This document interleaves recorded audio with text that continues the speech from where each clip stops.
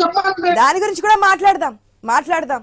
తీసుకునేది ఒకరు, దాన్ని వాడుకుని వేరే వాళ్ళు వాడుకున్నారు. ఇప్పుడు మేము ఎట్లాగా కానీ చేస్తామని హామీ ఇచ్చారు. దాన్ని అయితే అడుగుదాం. ఒక నిమిషం వెయిట్ చేయండి. దుర్గాప్రసాద్ గారు, వన్స్ అగైన్ గుడ్ మార్నింగ్ అండి. దుర్గాప్రసాద్ గారు, గుడ్ మార్నింగ్ ఆశా గారు. ఓకే, ఉచిత ఇంటి స్థలం గురించి మాట్లాడదాం. ఆఫ్టర్ ద టిడ్కోసెస్ కూడా మీ హయాంలో మీరు స్టార్ట్ చేసినటువంటి పథకం అది.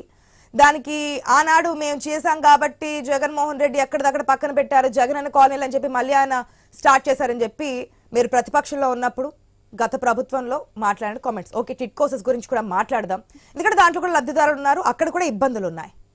ఇక ఉచిత ఇంటి స్థలం చాలా కండిషన్స్ అప్లై చేశారు.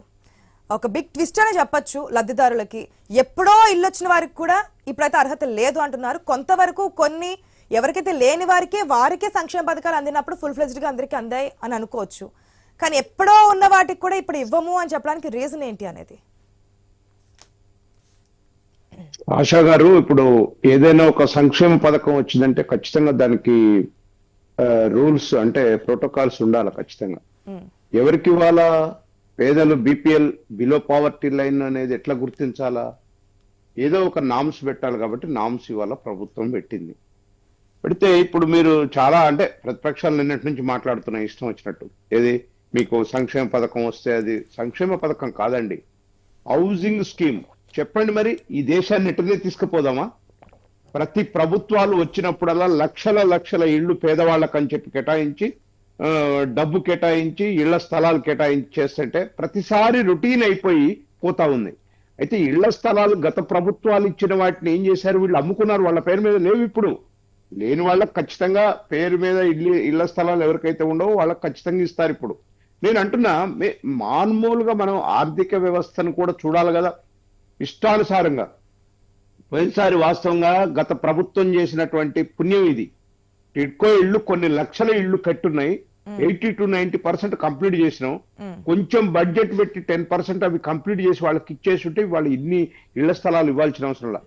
దాంట్లో పెద్ద కరప్షన్ చేశారు ఇళ్ల స్థలాల్లో. పెద్ద గొప్పగా చెప్తున్నారు వైసీపీ పార్టీ వాళ్ళు.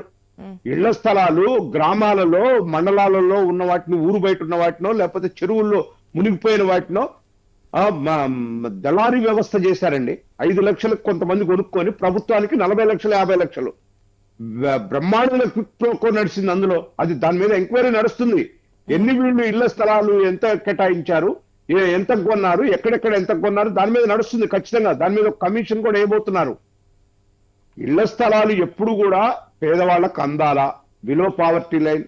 ఇవాళ ఎన్డీఏ ప్రభుత్వం పెట్టిన నామ్స్ చాలా బాగున్నాయి, పేదవాళ్ళకు ఉపయోగపడేటట్టుగా ఉన్నాయండి. ఖచ్చితంగా కరెక్ట్. అది ఇవాళ 2 years లో కట్టుకోలేకపోతే ఇళ్ల స్థలం పేదవాళ్ళకి అదొక లిమిట్ పెట్టారు. ఇవాళ 4 లక్షలు వస్తున్నాయండి కేంద్ర ప్రభుత్వం ద్వారా, 1,70,000 1,80,000 వస్తున్నాయి. రాష్ట్ర ప్రభుత్వం ద్వారా కూడా 1,50,000 వస్తుంది. ఇంకా వేరే పనికాహార పథకం కింద వస్తుంది. మొత్తం 4 లక్షల చిల్లర. ఇంకా బ్యాంకు నుంచి కొంత లోన్ కూడా వచ్చి మొత్తం 5 లక్షలు లీడ్ అవుతుంది వాళ్ళకి.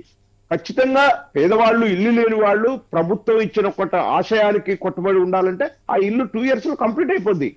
మామూలుగా వాళ్ళు కట్టుకునే ఇల్లు 2 years, 1 year 1.5 year లో కంప్లీట్ అయిపోద్ది. కాబట్టి this is the best norms. ప్రజల పక్షాన్ని కూడా ఆలోచించాలండి మనం. ఎంతసేపటికి ఇవాళ నేను చెప్తున్నా 10 years తర్వాత ఎందుకు వారికి హక్కులు కల్పించారు?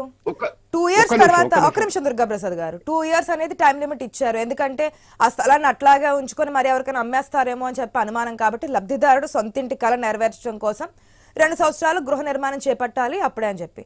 పోనీ 2 years తర్వాత వారికి హక్కులు ఇవ్వచ్చు కదా, ఎందుకు 10 years వరకు? డెఫినెట్ గా 2 years తర్వాతనే ఇస్తారు. ఇక్కడ ఏమైందంటే ఇల్లు కట్టంగానే వెంటనే అమ్ముకుంటాడు. ఇప్పుడు గతంలో ఏం జరిగిందండి, 10 సంవత్సరాల తర్వాత అమ్ముకోవాలి. ఒక్క నిమిషం. జగన్మోహన్ రెడ్డి ఎప్పుడైతే ప్రింట్ చేసి రిజిస్ట్రేషన్ పత్రాలు ఇచ్చారో మొత్తం అమ్ముకున్నారండి. దరిదాపుగా 60 to 70% గత ప్రభుత్వం ఇచ్చినటువంటి భూములను అమ్ముకున్నారు పేదలు డబ్బుల కోసం. వారే చెప్పారు వేదికల మీద, నేను ఇచ్చే రిజిస్ట్రేషన్ తీసుకుపోయి అప్పులు తెచ్చుకోండి, అప్పులు ఎంజాయ్ చేయండి అని చెప్పారు. ఇది అంటే ప్రభుత్వం ఏ విధంగా ఆర్థిక వ్యవస్థను నాశనం చేసిందో ప్రజలను కూడా అన్ఎడ్యుకేటెడ్ గా, అంటే ప్రజలకు కూడా ఒక రాంగ్ మెసేజ్ ఇచ్చింది. మేము అట్లా కాదండి, పేద ప్రజలకి ఇల్లు ఉండాలి. ప్రజలు భరించలేక వారి తిండలేక అమ్ముకున్నారనుకోండి, మరి రాష్ట్ర ప్రభుత్వం ద్వారా వాళ్ళకి ఆ పథకం వచ్చింది, ఆ స్కీమ్ వచ్చింది. ఇప్పుడు మళ్ళీ వాళ్ళకి మీరు ఇస్తారా, ఇవ్వరా? నష్టపోయిన ప్రజలకి డెఫినెట్ గా ఎవరి పేరు మీద అయితే ఇంటి స్థలం లేదో నిజంగా కలిగి ఉండరు కదా. వాళ్ళ ఇల్లు స్థలం అతనికి వచ్చింది, రిజిస్ట్రేషన్ తో సహా వేరే వాళ్ళకి అమ్ముకున్నాడు. ఇప్పుడు అతను క్లీన్ చిట్ అతని పేరు మీదే ఉండదు. పేదవాడ బీపీఎల్ లో కనుక ఉండుంటే డెఫినెట్ గా అతనికి స్థలం ఇస్తాం, ఇల్లు కూడా కట్టుకోవచ్చు. సో గతంలో వచ్చిన వాళ్ళు అమ్మేసుకుంటే మరి స్కీమ్ లో ఉన్నారు కదా, కేంద్ర రాష్ట్ర పథకాల్లో ఇప్పటి వరకు పొందినట్టుగా ఉండకూడదు అన్నారు. మరి గత ప్రభుత్వంలో పొందినట్టు ఉంటుంది కదా. వినండి వినండి, స్టేట్మెంట్ ఇస్తే వాళ్ళ పేరు మీద అమ్ముకుంటారు. మీరు ఆ స్టేట్మెంట్ ఇస్తే ఇప్పుడు అందరూ ఇల్లు అమ్ముకుంటారు. వాళ్ళ పేరు మీద స్థలాలు ఇల్లు అమ్ముకునే మీరు ఇచ్చిన 3 సెంట్ల కోసం ఎదురు చూస్తారు. నిజంగానే మీరు అలాగే ఇస్తారా?